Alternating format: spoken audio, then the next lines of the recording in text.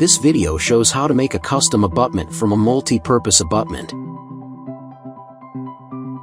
After the implant is adequately integrated, remove the healing abutment. Insert the multi-purpose abutment. It is important that the mating area of the multi-purpose abutment fully engages the mating area of the implant. Tighten the fixation screw only with finger pressure. Fill the top of the screw head with wax to prevent impression material from flowing into the head of the screw.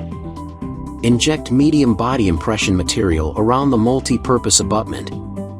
Then inject medium body impression material into an impression tray.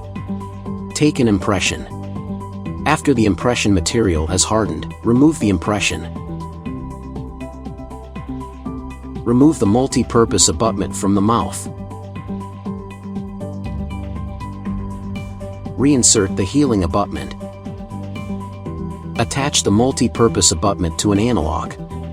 Orient the multi-purpose abutment analog assembly so that the flat surfaces of the transfer matches the flat surfaces in the impression, and then fully insert into the impression.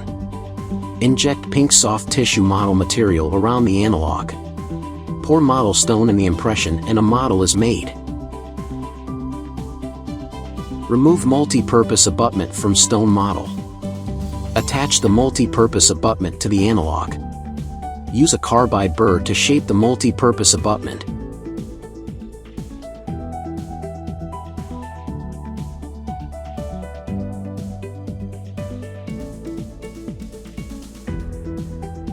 Place the abutment into the stone model to verify the fit. Remove the abutment and place in the mouth.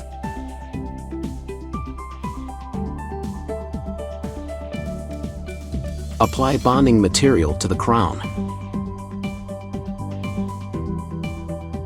Bond the crown to the abutment and remove excess bonding material.